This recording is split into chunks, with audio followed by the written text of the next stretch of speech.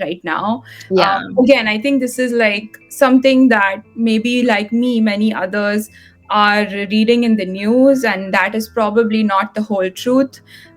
So I want to first understand like your personal experience, because this is obviously like something completely unimaginable. Like I cannot even imagine like going through something like this, being here. So like from the first time that you got a sense of what was happening, like how you went through it personally, to like Mhm. how are things today, how are you doing today, and how have you stayed like strong through this?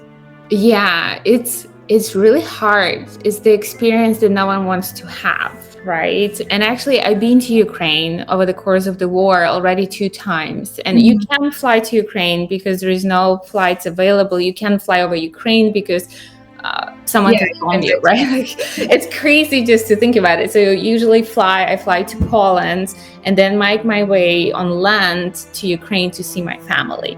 Mm. And what's crazy is like everything that started there from the very start. I was in the US and there were lots of different emotions going through your head from the beginning because you're very proud that you're Ukrainian, because my people are resilient, my people are strong, my people are fighting for their own freedom.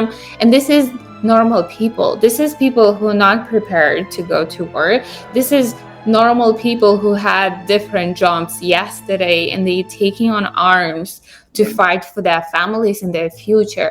And um, well, I felt so proud of being Ukrainian and being part of this culture and these people, and those are my people. I felt guilt. I felt like, why am I safe and no one in Ukraine is safe? I felt worried. I was worried about my family. I was worried about my brother who still can be drafted on the next draft, and he has to leave his 2-year-old son at home with his wife and go to war, go kill people or be killed. It's just a crazy feeling to think of, like, that could happen. My uncle already died in war. So every single family in Ukraine has been touched in some way by the war.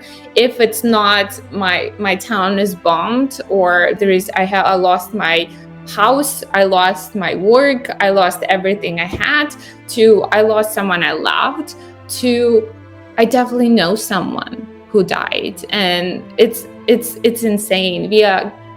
My friend is in hospital because he was injured really badly in war, and we are trying to find him money to recover, and he will never be able to walk.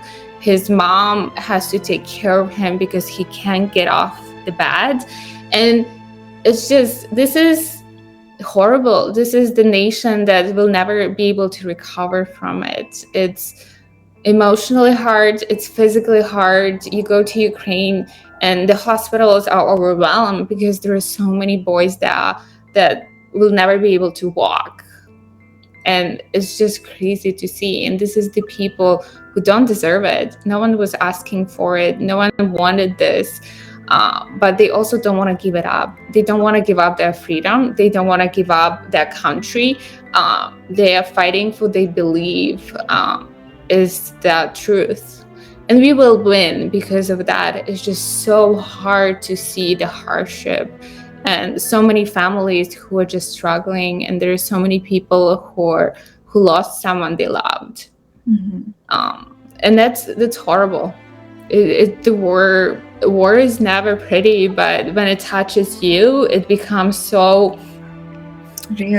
such a big part of your life. And I don't think we'll be able to recover from it for many generations. Air raids happen like every day. There is a signal. There's always, like, depending where Russia is shooting from, different like parts of country turn on the air raid. So, like, for example, in the Western Ukraine, whenever anything comes from the sea, there are air raids because most likely it's coming our way. And living in this world where like this happens every day, and you hear air raids and you realize that someone's being bombed, and you just hope it's not your town. And it's like I don't think I've ever experienced, like, I hope no one ever will experience that. in that life. No, I mean, I cannot even fathom like what you're saying. Like, and it's unimaginable, really. And I'm really sorry to hear about your uncle and your friend. And I know there are like so many others, like same kind of like stories. What is like?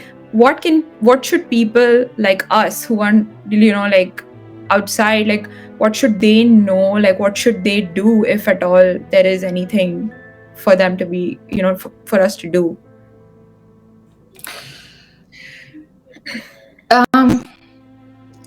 So I think the only thing you can do is the support of the arms that go into Ukraine, because we want to fight for it. And if we don't get help in like money and arms, we won't be able to fight it, even though we have a will to fight for our freedom. It's hard because you hear, like, I know a lot of people who have a different beliefs of like, hey, why are we sending so much money to Ukraine or so many arms to Ukraine? And I get it. Every country has their own problems. Mm-hmm. But you can't just close your eyes on that and decide that you don't want to see it anymore. It still is happening.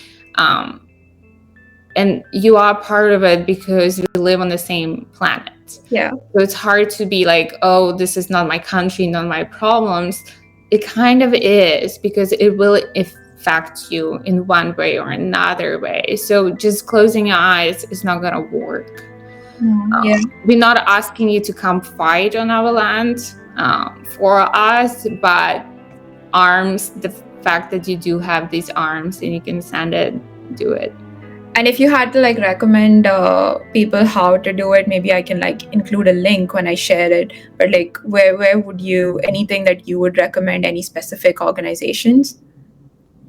I can send you some links. It's mostly telling the government that you support this. I see. For the most part, it's just saying that like, I still want to keep doing, I want our country to keep supporting this and Ukrainians and in any way we can. Okay, got it. Okay, sure, that'd be great. From this, I think like what I want to ask you